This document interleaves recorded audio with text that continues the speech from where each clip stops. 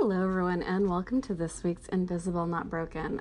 All right, so this episode is a long time coming. We have been trying to get together for, I think it's been about 6 months to get this interview, and I'm so glad we finally got together because this is an amazing interview.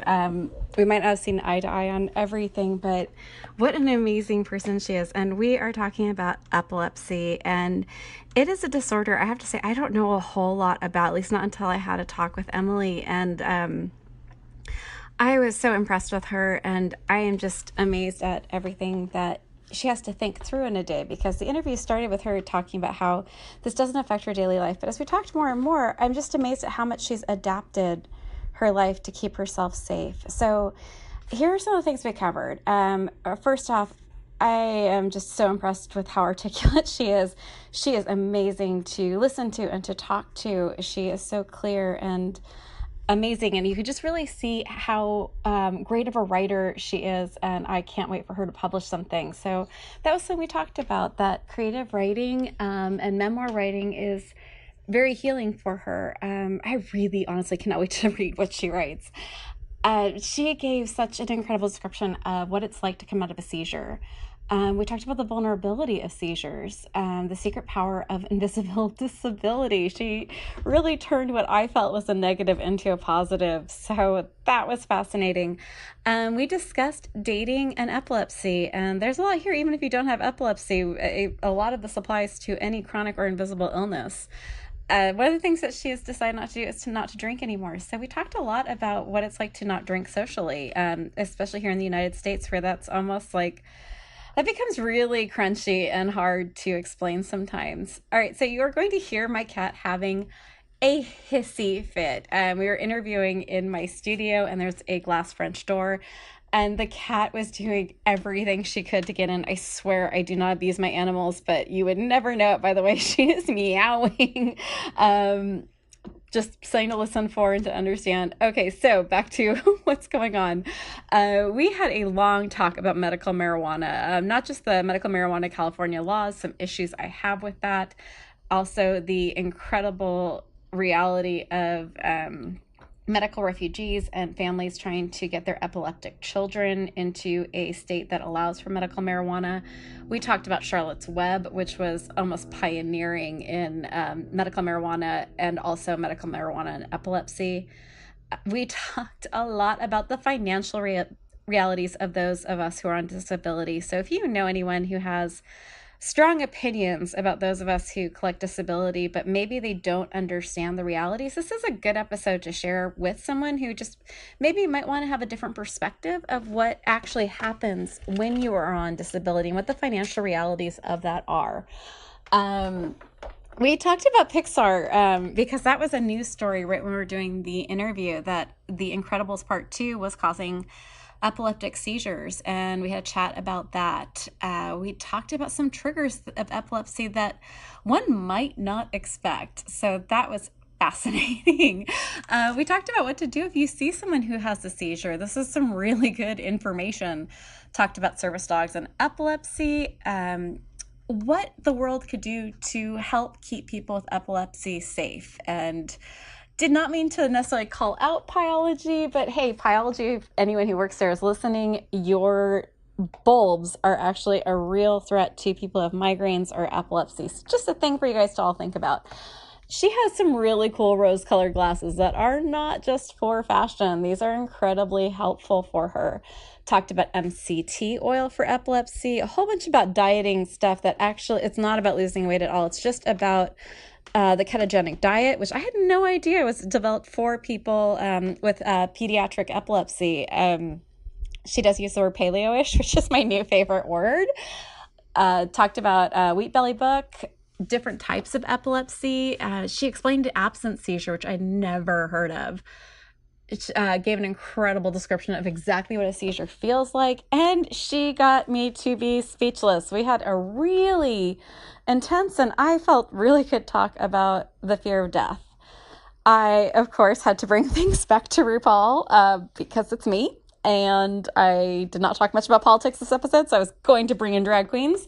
And we talked about Ms. Cracker. I just watched an episode, I think the day before, 2 days before we recorded, that really explained something well. And I explained in the episode, please listen, it's near the end.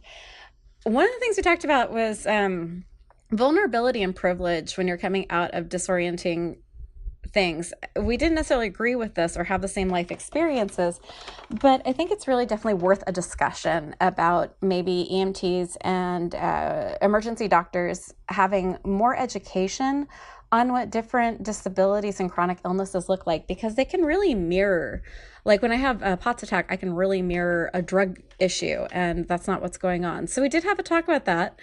Also, one of my favorite discussions about life decisions that you have to make and some things to think about with chronic illness, such as pregnancy, medications in pregnancy, health issues. There's a lot to unpack there. So definitely listen towards the end for that.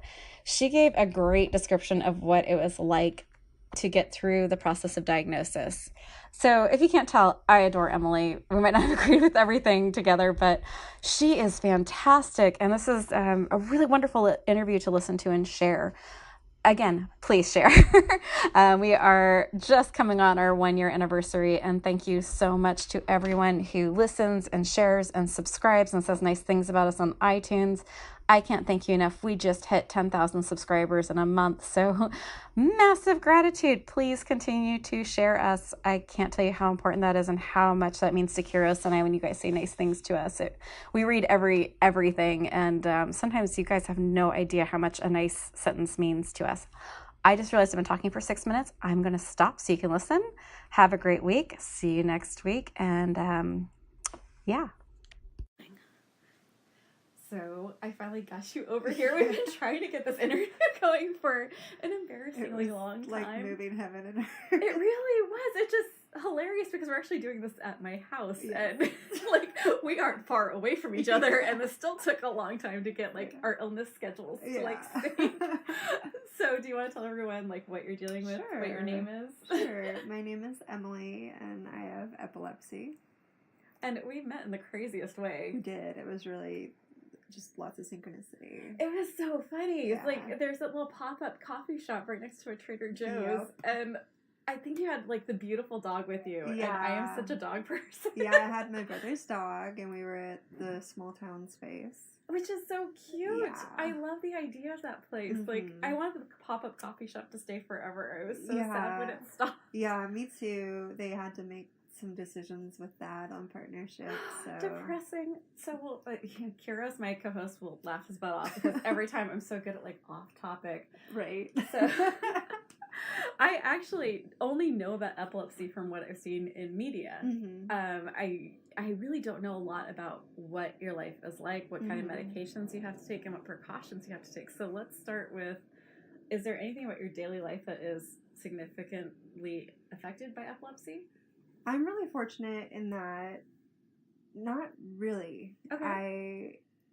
I got really lucky, and you only realize how lucky you are when you, like, compare yourself to other people. Comparison will either make you miserable or... Like reading, or like you read the obituaries in the morning to know you're having a better day. Like you either get to like go, oh yay, or it's what Mark Twain said, the root of dissatisfaction. Yeah. So I do take medication twice a day, and I'm really fortunate to be in a job that isn't super stressful.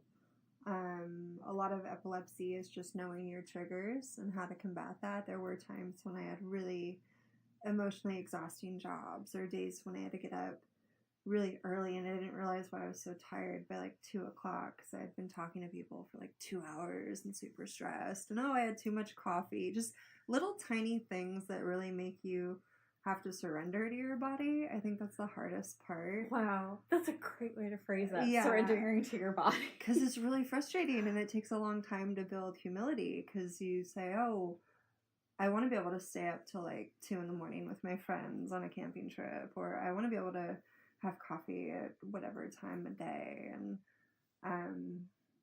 there's just so many different changes that I've had to adopt over the years that you just kind of forget about, I guess, as you move forward. I did stop drinking like 2 or 3 years ago, and that was weird socially because I'm finally at the point where I just say, oh, I don't drink. Because for a while I'd say, oh, I don't drink anymore. And they're like, what do you mean? And I don't always use it as a dialogue point to tell people I have epilepsy because you don't tell everyone that. Our culture is so... we're here in the United States for anyone who's listening internationally. And thank you, by the way, for listening to us from other countries. At least here in the United States, drinking and eating are huge. And coffee. Yes. Are huge social points. Like, this is what we have our business meetings around. This is how friends gather, is for a glass of wine. This is like... Even like dates. Yeah. They're like, let's go grab a beer. Yeah, or a cup of coffee if you're just like on like the social media sites meeting on like swipe right, swipe left. Yeah. I've been married for a long time. Please forgive like my incredible ignorance on dating apps. But there's so much around that. And when you say I don't drink, that leads to quite a few assumptions, I would think. Yeah. Just as I'm assuming that. Yeah, I was at the rodeo and I met another woman who's like much older than me. And she's like, yeah, I don't drink either. Just because some people, alcoholism's in their family or they've experienced someone who's been in like some catastrophic accident. And so I'm like, well, what do you tell people? And she's like, oh, I tell people I'm in AA or something. And it's just so silly. That's the easiest way to do it. It's just to go, yeah, we're, just give them that assumption and that answer, and then you're all set. And it's if like, you're a good liar, and yeah. If you really just want to short circuit a lot of conversation, you just go with that.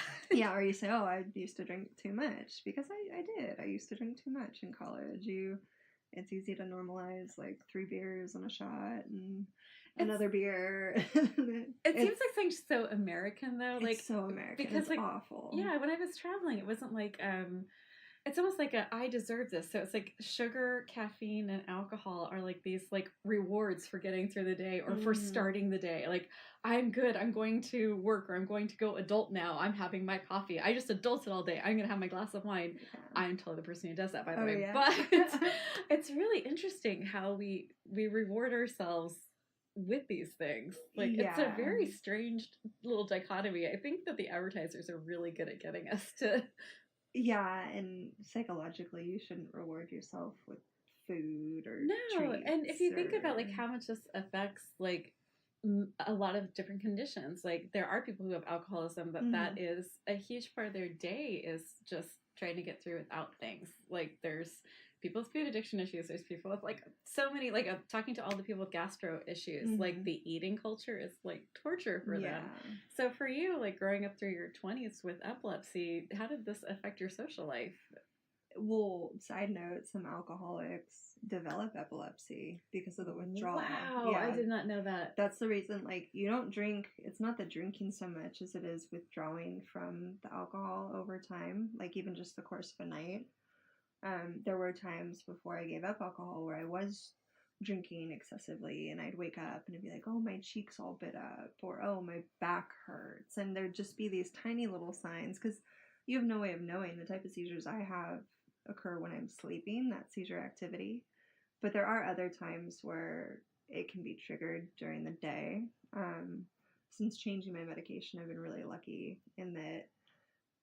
So, like, funny story, a year ago, I got these rose-colored glasses because fluorescent lights are horrible. I think that's a cool fashion statement. I guess. Lovey and rose. It took so long to get used to it because I was like, oh, my seizure glasses. Unfortunately, everyone's like, oh, those are super dope. Are you an artist? Like, no one cares. It's your cred. No one cares as much as you thought they would, but it still feels just like a little defeat because you're like, oh, I can't stand those modern bulbs, and I'm just trying to have pizza with my friend. Let me put my glasses on because I'm starting to feel woozy, or I'm having trouble finding my words.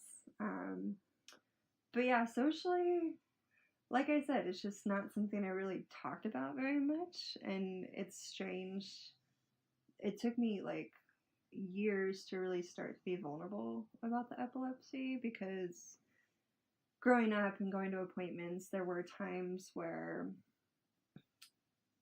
I know people with debilitating epilepsy who have to take Uber everywhere, or if you say, like, you're always kind of walking on eggshells because you don't want to say the wrong thing, you don't want your license to get taken away, you don't want to, like, So there were times where I'd be at appointments with my mother, and she would just, like, beforehand, she'd be like, oh, like, what are you going to say? And so it was really liberating to be able to step away from that and be like, okay, I'm a new neurologist. I get to go in as an adult. Like, when I was getting the glasses and altering some medication, it felt really empowering to hear, like, oh, here's what we're going to do. And you can lead a normal life. And it's like this huge sigh of relief to even just start to talk about it. And it took a lot of work in therapy to realize, like, why I wasn't talking about it. And in November, I took a writing class on memoir writing. Oh, wow. And I didn't expect to start writing about it at all. I went in there just with totally different expectations of things I'd be processing creatively. And we did this prompt where you write about the body. And I found myself starting to write about what it feels like to come out of a seizure and how disorienting that is, and the times when I've been in different places. And that was really cool because I realized I can help someone experience that feeling and sort of bridge that gap, because people always think of watching someone having a seizure, or they think of how scary it is, which is the weirdest part of telling someone, is you don't know what they think about it. That's the hardest part of being vulnerable, is you just let this bomb out there and they're like, oh, and it's hard not to be like, oh, does this change how they think of me?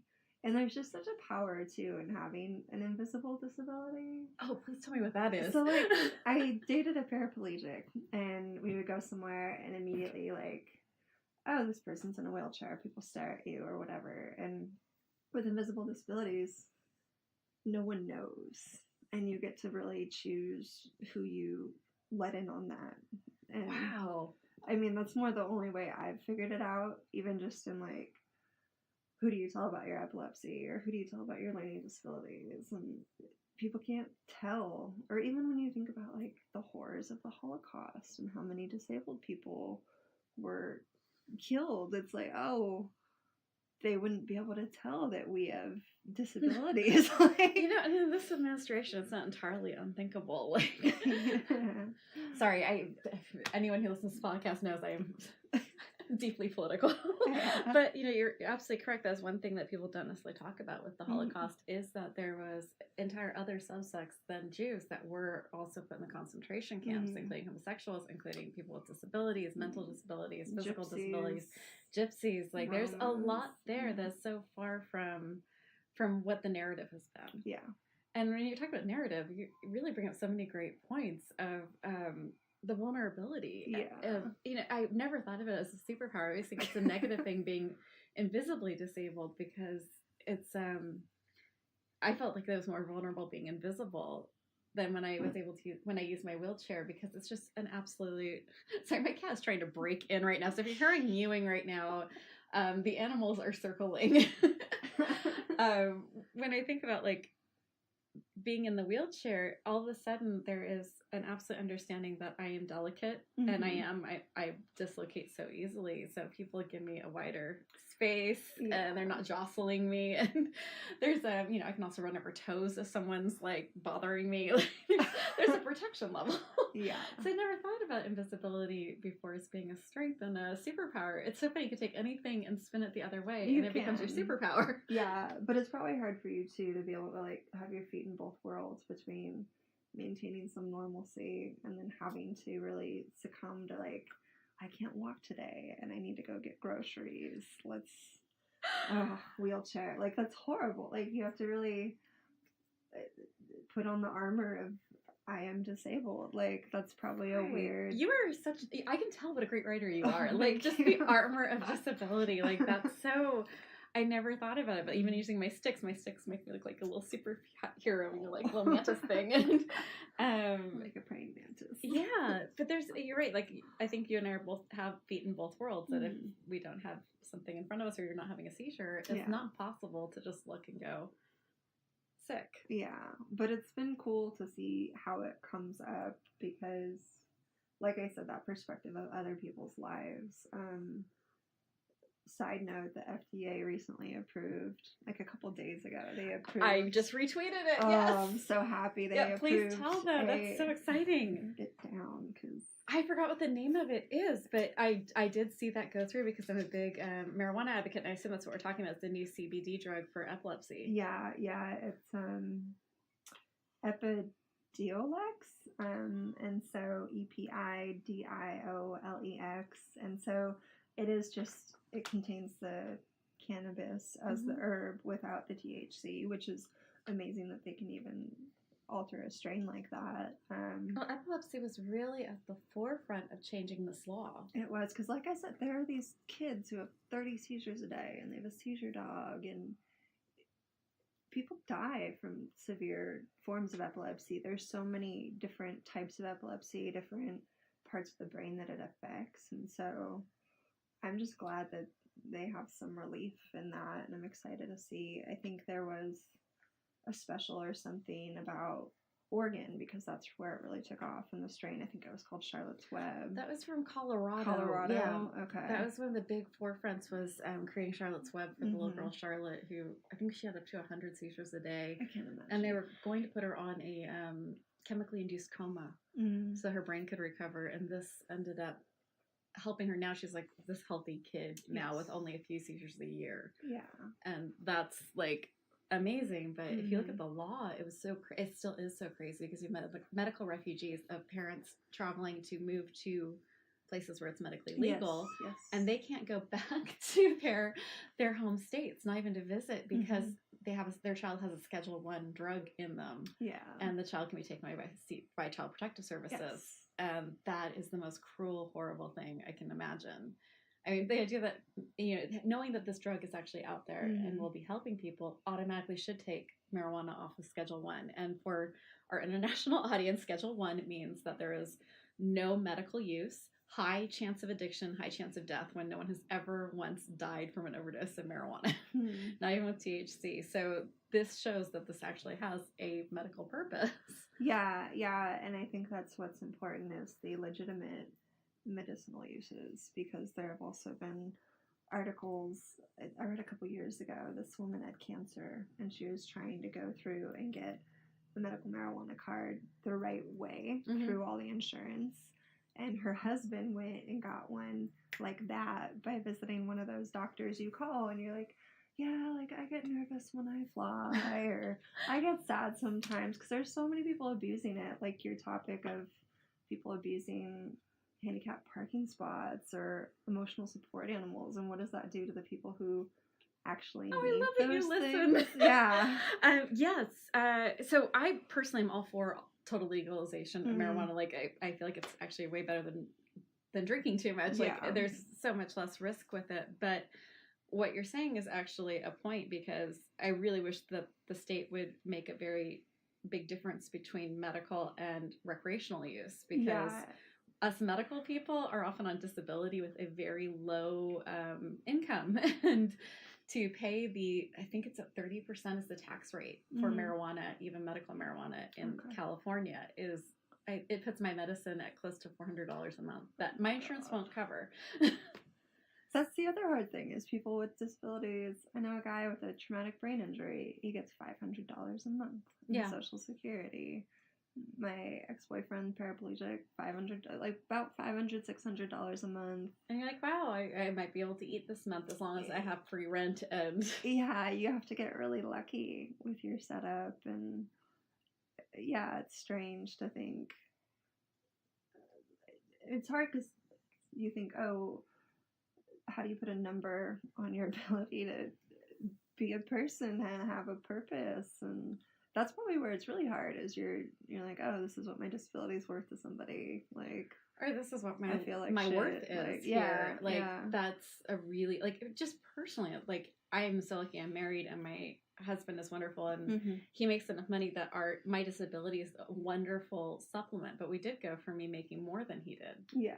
So we lost like about 3/4 of income because I used to run my own photography studio, and I did well with that. So it was a huge income loss when I got too sick to work, and it was very unnerving as a child of guerrilla warfare feminism to like, I have worked since I was 13. And then to suddenly, when you get disability, you probably know this from your ex-boyfriend, but there's a huge percentage of a year that you can't work or bring in money. Or it alters how much you receive. Yeah. And that's devastating for someone who wouldn't, like, I was privileged and lucky we weren't going to starve. It was uncomfortable. We weren't going to starve. I can't imagine what it would have been as a single mother. Yeah. Like, of 2 kids in California. Yeah. It would have been insane. Definitely. So, for your medication, or actually, no, I wanted to go to something else that was trending in the news lately. For epilepsy was the Incredibles 2. And that there's a scene in Incredibles 2 that's incredibly bright flashing lights. Yeah. And it happens over and over and over again in the movie in unmarked things. There's nothing to know to lead up for it, and they didn't release an epileptic warning with the movie. Yeah. Did you hear about this? I saw that briefly, and even like roller coaster rides or stories of people walking around Walmart, like the lighting. The fluorescent lighting is... I know almost nothing about epilepsy except what I've read in news or seen in movies or TV. Okay. For me, fluorescent lighting is really a trigger. I have frontal lobe epilepsy, and so that affects my cognitive processing and some of the vision. And so for me, that was more the stimulus. When you do testing for epilepsy, they do so many things. There is a point where they flash strobes at you, and I avoid it at all costs, so I don't know how much of a trigger it is for me. But with epilepsy, there are certain things you grow out of. But yeah, that's brutal. Or even like camera flashing is hard for some people too. Wow.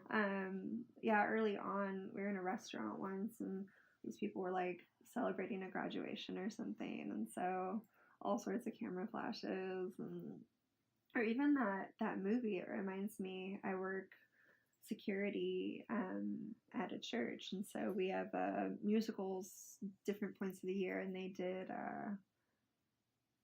Little Mermaid, and they did Beauty and the Beast, and I don't remember which musical it was, but the girl who stars in some of those, she's very talented, but she has some severe epilepsy where she's had to do ketogenic diet, and there's stories like she had a horrible seizure and like broke her leg because she fell down the stairs. Like those are the stories where you're like, wow, like. And so she, there was rehearsals one night, and she had a seizure, and she was like a couple feet from an open orchestra pit. Things like that, where you're like, oh my gosh. And so there were times, though, and I think it was The Little Mermaid, because there was a segment where there's flashing lights, because Ursula and all this show, and I was surprised they still put that in there with the girl being in like a lead part. Knowing that. But they had some warning signage outside of all the doors, and but even that, it helped the dialogue of being like, oh, like, I understand, like, because we had certain little debriefings beforehand, and they talk about like, oh, if that happens, and even that can be a moment of educating people, because many people don't know what to do if someone's having a seizure. Do you want to educate people on what to do? Because I wouldn't. I heard that you're supposed to like put a wallet in the teeth to make sure the tongue isn't swallowed. Is that like total myth? Yeah, don't do anything. Okay, good. Mouth. Please educate us. If anything, make sure they're comfortable. Make sure they're not going to hurt themselves on surrounding items. Try not to move them or like hold their head or mouth in any way, because you're not going to see someone be like, oh, they have this kind of epilepsy, I know how long they'll seize for. It's different with everyone. And so you just kind of like, when we did CPR, they have that like recovery position, so you can just kind of roll someone onto the side. Or even if someone is having one, you kind of catch them depending on how their body contorts or how they fall. And so, yeah, just keep them safe. I read this great article recently. You don't think about people with legit disabilities and the animals that they have to protect them. And so there was a story. As my wolf, like, snarls and growls as you come through the door, yes. Well, there was this woman in the airport, and she has a legit service animal. I don't remember what her disability is, but she fell or something, and her dog is trained to go and find help. Mm-hmm. And the woman that it found, she's like pushing it away. Mm-hmm. And so the whole like story of the PSA was like, if a service animal comes up to you, do what you can to respond to them. Have them take you to someone, because someone might be in critical condition. Yeah. And they're even talking about, oh, well, we need to retrain that dog to find someone else. Like, if it's dismissed, what how do you teach the dog to go and, like, oh, next person, let me help her. Like, I feel like it's a legitimate thing. Like, I wouldn't have known what to do until I saw that PSA. If, like, a dog comes running up to you, generally, like, people who don't know dogs, aren't big fans of dogs, would really react to, like, the strange dog running up to them without an owner. Yeah. That's a good point. Is there, what would make, so, like, 3 questions running through my head, and I'm trying to, like, chase each one down. What would make the world safer for someone with epilepsy? Is there, like, any things that could be? Yes, let's go through what could make your life and moving through it easier. More in, like, when things were really difficult for me, do away with all these modern bullshit bulbs people are doing. It's like all the chrome, like the exposed swirly bulbs. Those are horribly bright. If you go to, like, Pyology or even certain places, I can't remember where else they are, but yeah, do away with the horrible bright light. Because if you have light sensitivity, even apart from epilepsy, if you have migraines, if you have things where that is a trigger, for me, it's all I can zero in on, which is where the glasses help a lot. But it's fascinating how, like, that's all you go and look at. So covers on fluorescent lights, no horrible bulbs. And I think it's more, I don't blame society, but people don't know how to talk about epilepsy. Okay. I mean, in the media, I think it's a very prevalent disability, which is why every time I've brought it up, there's always this 6 degrees of separation. They're like, you're talking to someone, and they're like, oh, my nephew has seizures, or oh, my boyfriend. Like, it's, you realize how small the world is and how much you can impact someone and learn from them, because I didn't meet other people with epilepsy until, like, a couple years ago. I was at this party and I met that girl in the musicals I was talking about, and she was like, oh, I'm on the ketogenic diet. And I'm like, oh, that sucks. You don't respond to any medicine. Like, that's why that diet was developed for pediatric epilepsy. I had no idea. I just keep hearing it from, like, the Tim Ferriss, like, lose all this weight sort of stuff. So this was developed for seizure disorder? Yeah, it's had a big impact on epilepsy, because grain is horrible for your brain. Grain, wheat, sugar, it causes your blood sugar to spike. Your brain responds a certain way, and food now is so addictive and so manufactured. And I did keto for, like, a month. I'm on, like, lazy paleo-ish. Like, I'm... Okay, I love the term paleo-ish. I need that. It's fantastic. I haven't been, like, severely tracking or taking MCT oil or anything. But, yes, that diet was developed by a doctor who had these patients and they weren't responding. And so it's like, okay, what else can we alter? And it's high fat, veggies, a little bit of protein. It was such a frustrating, like, science to it. I still wasn't getting my macros right. You don't know if you're in ketosis, which is a stage where you're running on burning fat in your body instead of glucose. So it's really interesting for anyone who wants to read about it. Cheers. I'll put a link to it in the show notes. No problem. Don't ever talk to me and expect me to be following it. No. It's not going to happen. That's fine. Life without sourdough bread is not working for me. It's not for everybody. I tried. I did, because I feel like the keto diet is recommended to anyone who's frustratingly sick, meaning my chronic illness means I'm not going to get better and everyone's annoyed by that. So, hey, if you just took out this and this and this, you would be fine. It's worth a try, or even everyone on the Whole30 craze who are like, oh my god, my body, I have all this energy. It's like changing their lives when they realize the food to cut out. Wheat Belly is also an excellent book. I will show note this cardiologist doctor. And there is so much to be said for, like, what we eat. I've noticed that when I travel overseas, I have, like, a mild allergy to, like, wheat, and I love it. Yeah. I will not stop. Yeah. But I notice that my mouth doesn't itch when I'm in Paris or in Italy. I can eat any of the grains at all, and I don't get this, like, my tongue swells a little bit when I eat wheat. Wow. And you would think that'd be all like, hey, knock that off. I've tried. It's bad. Yeah. I'm not nice. But when I'm overseas and I eat anything, I'm totally fine. That's amazing, just the differences in how food is consumed in other cultures. And well, it's interesting when you start looking at food as medicine. Yeah. I mean, we aren't taught to think of food that way here. Like, yes. It's reward, it's survival, it's work out and eat whatever you want. Yeah, and then it's obsessive.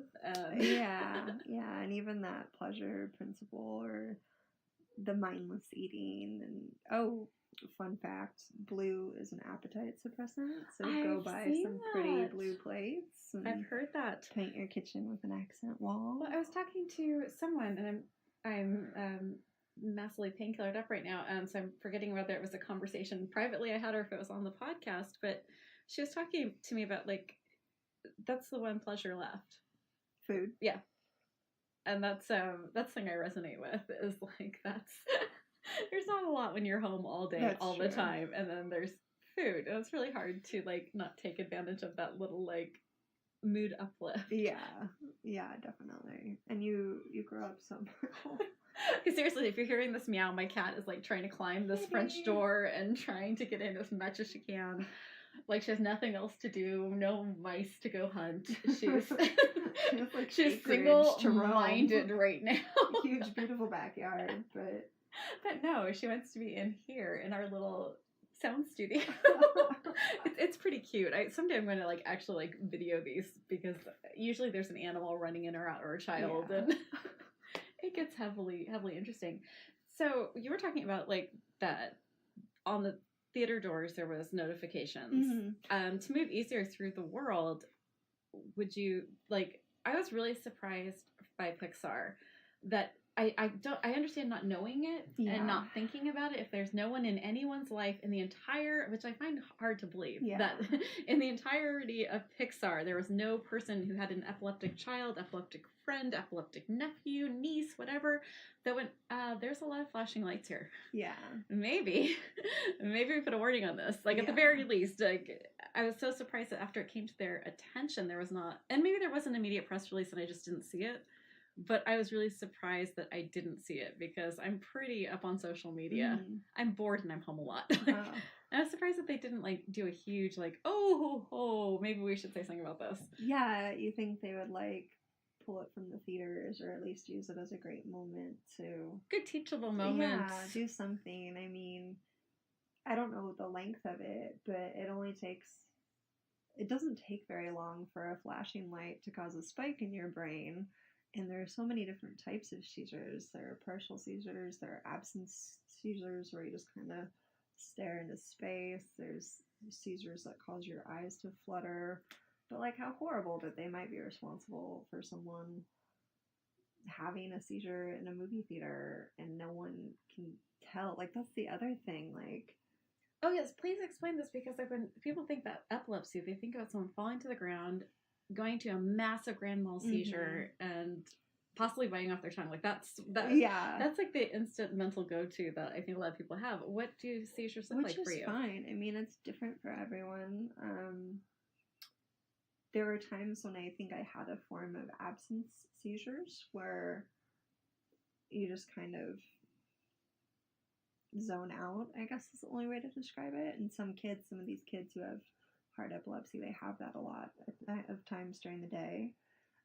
For me, I have learning disabilities, and so I have a visual processing deficit, and so there would be times, I think the two are definitely connected. There would be times where you're trying to do math and you can't because your brain isn't cooperating. You can't think. It doesn't make sense to you.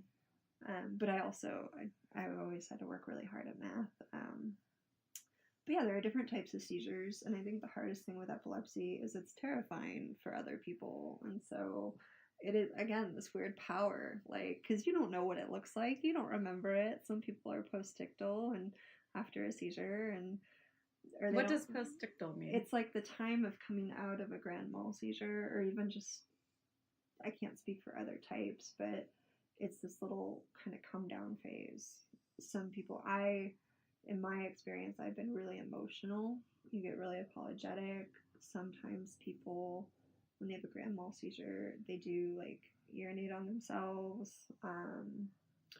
Some people are really combative afterwards, or they just they're cooperative and they don't remember, all different types, and that can last anywhere like 30 seconds to a couple minutes. It's different for everybody. But yeah, that's another, there's this whole cycle to a seizure, even of just what happens in the brain, what happens emotionally, psychologically to your body. Like, I'm just really trying to like wrap my brain on the vulnerability, like you said. Yeah, I never talk about this.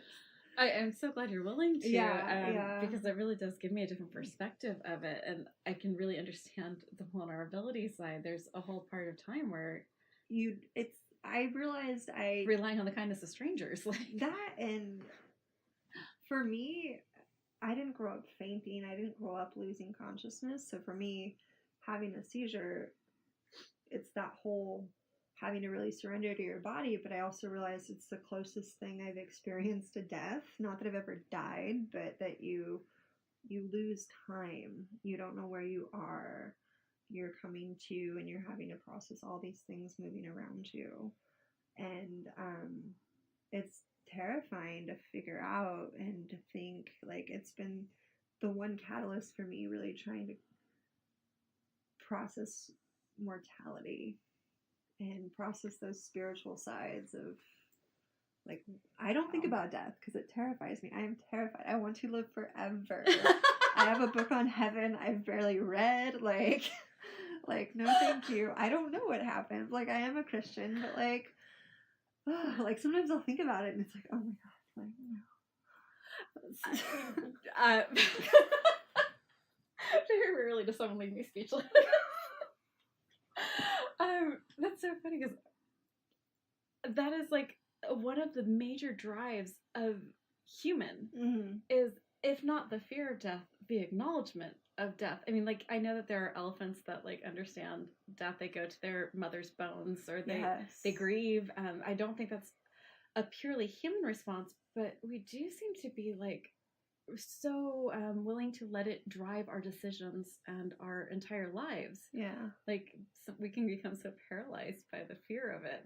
That's so fascinating. When you're talking about, I guess maybe where I went with the vulnerability, I just saw, I don't know if you watched RuPaul's Drag Race. No. Okay, one of my favorite shows on the face of the earth. But one of the things that the challenge was to think of like the worst part of yourself and what you're scared of about yourself, and then to show it. And one of my favorite drag queens, Miss Cracker, was talking about, I know it's hilarious, but there's so much like philosophy in this show that it just, and saying that editing herself was the biggest thing that she has, is the fear of being misunderstood, the fear of someone like deciding who and what she was without her input on it. And then to add on to that, like the vulnerability of a seizure where you're doing things or possibly saying things that you have no control over. Like, there's no editing of yourself during that time. Like, it's really powerful. I think there's like a long way around to that point. No, but to not be able to control your body, or to even, there have been times where you think of the Good Samaritan and it's like, what if I did have a seizure while I'm driving, or while I'm sitting in a movie theater or on a plane? Or you don't know how other people will respond. And I think that's the scariest part, is, will someone help me? Because if you're a single female in San Francisco or something, like, what happens, you know? Wow. Yes, I'm thinking about this from two different levels. Like, one being female and being that vulnerable. And we've all read these stories of vulnerable females having really awful things happen to them. And then I'm also thinking from a privilege standpoint, since we were both very pale. There's a difference on how EMTs would treat us versus someone who looked very different than us. Like, when I was more punk rock in my teenage years, I was in a horrible car accident. And they treated me so badly because I was dressed very punk, and they kept telling me I was on drugs. And I didn't take any drugs, but I looked like the kind of person who would take drugs. So they weren't treating my injuries the way they needed to treat them, because they were convinced I was high and that anything they gave me would have killed me. So I've heard from a lot of other people who are of different races than I am, who have had those similar stories of like something awful medically happens to them and they're treated in a way that they're assuming that there's something else going on because of how they look. Well, I can't speak to that, but I do know that they do think, oh, was this caused by drugs? Because you come upon someone, you don't know their medical history, you don't know who they are, and you do have a big responsibility as an emergency responder. to think about drug interactions, to think about how to respond to things. And I don't know if race affects that. I've been in that community, that population of emergency response, of law enforcement. This is the first time hearing of something like that. Oh wow, okay, I've heard it so many times. But yeah, I don't know. But when you're it'd be so great for law enforcement to also take classes in what different disorders look like, because they can look very different. Like POTS can look like you are completely stoned when you can't respond and your heart rate's falling through the floor, and other such things. Sorry, my brain's just on a loop right now. What was the diagnosis process for you? Well, that's the thing. As I've gotten older, I've thought about when I was like in high school and really coming to terms with it. It's terrifying. They have scans of your brain up. You're too scared to be involved in the process. And at an older age, you want to understand your brain. You want to know what's going on and what you're capable of and how it affects your life. And epilepsy is genetic. And when you have a baby, like you read these forums of these pregnant women who are on medication, and like, what kind of precautions do you have to take in that way? And wow, I mean, you're hitting on such an important point, is that medications are not tested on pregnant women. So a lot of the times you don't know what the interaction will be. And it's such a scary, especially with something like epilepsy, to make those decisions. Yeah, and because you don't want to, depending on the type of seizure disorder people have, you don't want to, even a normal, healthy pregnant woman with no neurological disorders, there are those, oh, what do you eat? How do you take care of the baby? But then it's like, oh, what happens if you have a seizure and you're home alone and you fall a certain way, and whatever turn you're at, But I have been told, like, no, you can have children when the time comes. We'll look at everything, and like, or there are certain drug interactions where, like, if you do get pregnant, like, this could lead to horrible disformities in the baby and disabilities. And we have such a responsibility as human beings, like when you're making life,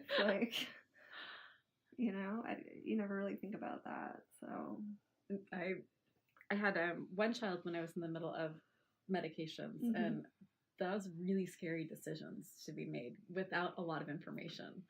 Like, there was none on what I was dealing with. Like, and you don't want to sacrifice your health, because then there's so much anxiety involved in epilepsy too. Sometimes people develop it, but it is this big fear of like, what happens if I go off this thing that has kept me safe? Like, what happens to my body? How long would it take to develop these different symptoms, or to develop just different things that could happen to you? And so that is a big decision for some people.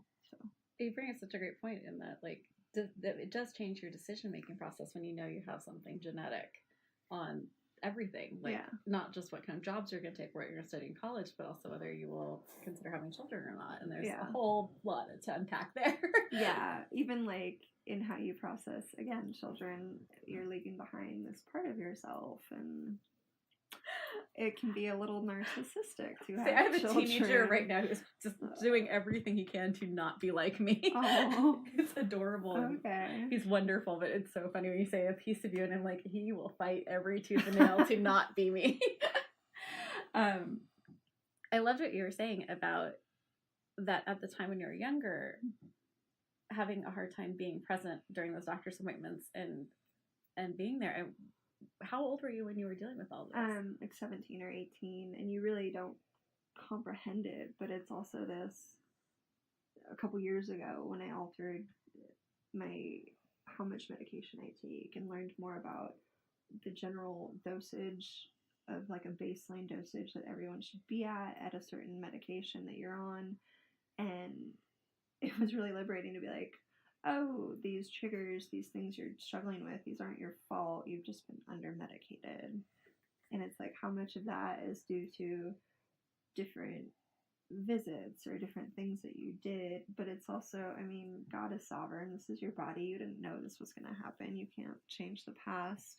You can only really celebrate, like, someone altering the course of your medical history. I mean, even on the subject of that, there's this brilliant memoir that was just turned into a book. This woman is a reporter for the New York Post. Susanna Cowan, I think is her name. We will link in show notes. Yeah. She wrote a memoir. Oh, you are so organized. Kyrros would love you so much. He comes over for all of our panels with like 3 pages of everything linked, like they're works of beauty, and I just trash them every time with like, oh, but this shiny idea over here. Sorry. So she in 2009 she had this brain disease, and it took them so long to diagnose it, but she went into the state of psychosis, and for a month she was just this whole different person. And she pieced it together by writing this article, and I think it was titled My Month of Madness, and then that led to her writing a memoir, which led to people around the world being able to diagnose this really rare disease. So basically... Was she the one with they had her draw a clock? Yeah. And that's when I read that. Oh my god, that was terrifying. And and so... fascinating and amazing. And so it's like, oh my god, someone's writing about their disability, and it's leading to all these other diagnoses and saving people's lives. But then there are all these articles now that they've made it a movie. I was just Googling it, trying to find this information, and all these Bustle articles popped up, and it's like, is this a real thing? It's like, yes, fuckers, like, it's a real thing. Like, this is someone's life. They're not faking this for fun and enjoyment. Yeah, and so that's the other hard part about, oh, here's your disability on display. How will people process that? It keeps going back to me for that, like, when Miss Crocker said that about, like, the fear of like, needing to edit yourself so that other people don't get the idea of you that you don't give them. Yeah. Resonated so much with, like, the chronic illness and, you know, what you said, putting on the armor of disability. Like, at least then I know people take my disability seriously, where it almost makes me afraid to, like, get into a wheelchair and use it for the time I need it, and then the next errand I have to run might just be to walk 5 steps to something, and then I walk and I'm like, oh god, what if someone saw that? Like, they might have the, like, little miracle meme that they put up whenever or like when you're, like, at the airport and, like, you can walk a few steps but you need the wheelchair to get from gate to gate. Like, you always wonder, like, the weirdest thing for me, I was getting to know a guy a couple years ago, and he had just this chronic fatigue.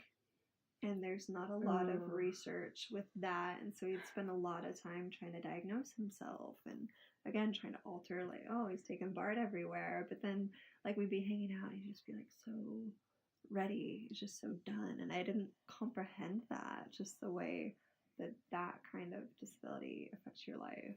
And I wonder if, like, the medical shows like House, and that's how old I am, House and Grey's Anatomy, and I don't know what the newest medical TV show is, understand how much of the population that are watching them are people with chronic illness that are trying to figure out what their diagnosis is. Like, they know they're sick, they know there's something wrong, and the doctors aren't done. I watched all those shows obsessively waiting for someone's symptoms to line up with mine for like 10 years. Could not get an answer as to why I was as sick as I was. That's why we're so lucky there's communities. Like, when I was at that party and I met the girl with epilepsy, where it's like, oh yeah, and then girl sitting right next to me, oh, I have epilepsy too, and it's like, sisterhood. Like, yeah, like, where were these people? Like, oh my god, this is so, you get excited almost to feel like you belong, and there are people who, oh my goodness, right, you can connect with over this and talk about it with, because I'd never had that. It'd been like 10 years, and there are like millions of people who have epilepsy, and it's like, these are the first people I've ever met who also have this. And we're so lucky with social media. There are meetup groups, there are writing for healing groups, there's therapeutic communities doing all of this research. And I'm so glad they're here now. When I was growing up and I was going through it, there wasn't. First thing I had was dial-up internet with, like, the Skrillex sound. Get out the encyclopedias. It was, that was not a thing when I was younger. But for you, when you were younger, when did you start having the seizures?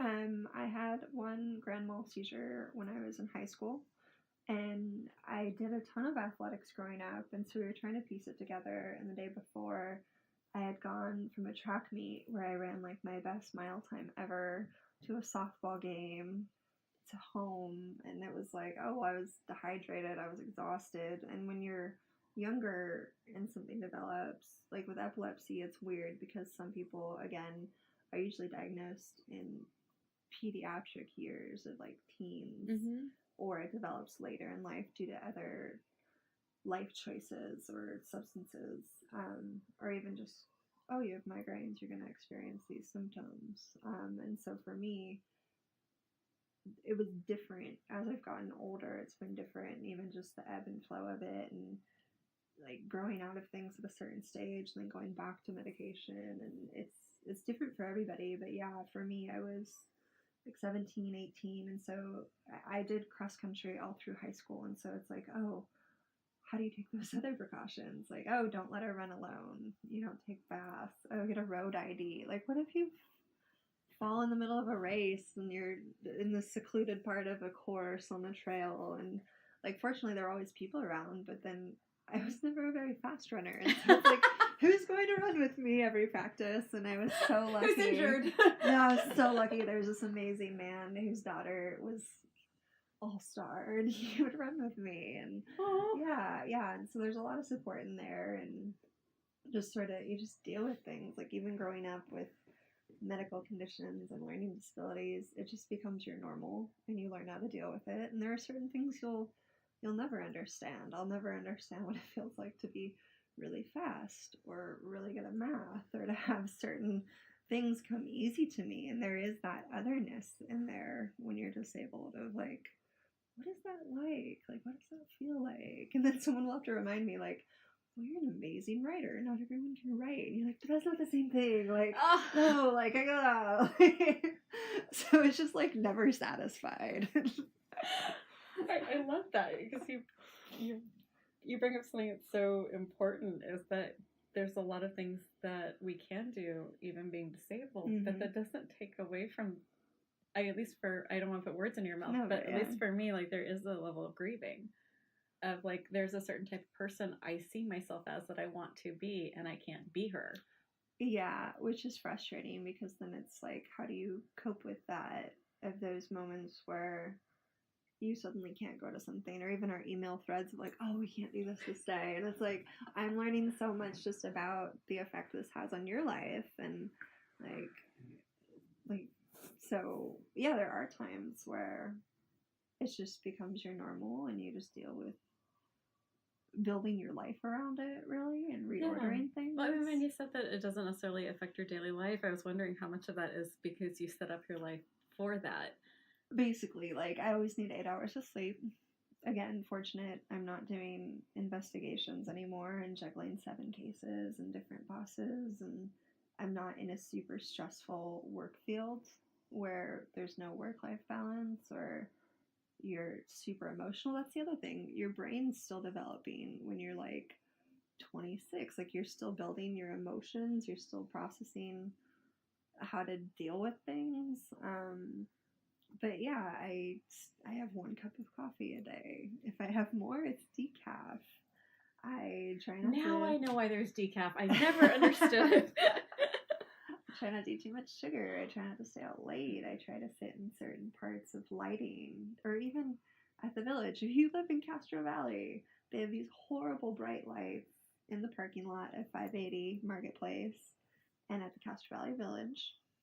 And they're just like, or even baseball games. Like, I was at a baseball game and they have the stadium lights on, and like, oh, I gotta put a hat on and like glasses and look like a ridiculous person because this is too bright for me and I can't focus, and this isn't fun. And just the different ways that life can make you learn more about your own limitations. So there's so much else I have to ask you. I'm like, we're almost at an hour. Okay. I'm going to have you come back because I really want to talk about learning disabilities. Oh, yes, we should. We're going to have another like sit-down chats. There's still so much left to cover, but I'm so happy with what we've talked about. Yes. Going back to my favorite Tim Ferriss question, is there anything under $100 you've bought that helps you with epilepsy? Well, those pink glasses were expensive because I wanted them to look halfway decent. Yes. So I got not $100. A fancy frame, and they were like made in Richmond, and it took way too long to get them made.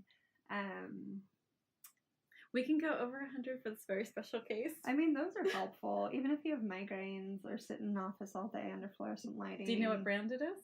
If you go to Kaiser, they'll show you different frames. And it was funny, even I was talking to the girl and she's like, oh, what are you using these for? And she's like, oh, I had this thing happen in a car. And I'm like, oh, go get tested. Yeah, please, if it's happening in a car, get tested. Yeah, and so those helped a lot when I was in a certain stage of work-life balance and having different triggers and being under-medicated. Those helped, and sometimes I do still use them. And I made sure they were, yeah, again, kind of cute because I was super mortified to have to wear glasses inside. So those helped a lot. And then just literature, how you educate yourself, how you process your disability, whether it's through writing or art or being an advocate. Those things are pretty priceless and helps you learn a lot about the stories you tell yourself about your disability and your capabilities and who you are. So that's amazing, and this has been some fantastic advice. And thank you for the free therapy session. Oh, thank you. I appreciate it. Yeah. And thank you so much for tuning in this week. It means so much to Kiros and I. We are still a baby podcast. We're only 6 months old. And if you would like to be really, really nice to us, you can share this episode with a friend or someone you wish understood chronic illness or invisible disorders better.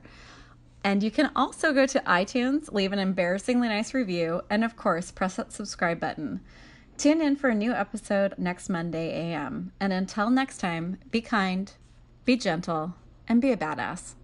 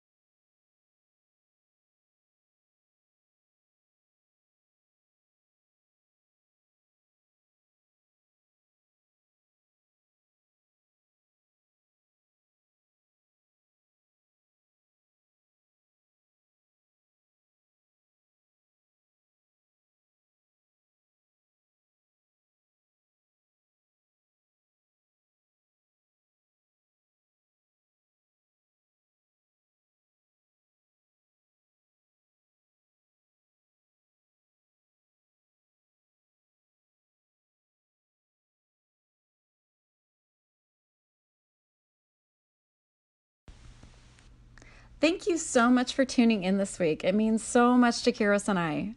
We are still a baby podcast. We're only 6 months old. And if you would like to be really, really nice to us, you can share this episode with a friend or someone you wish understood chronic illness or invisible disorders better. And you can also go to iTunes, leave an embarrassingly nice review, and of course, press that subscribe button. Tune in for a new episode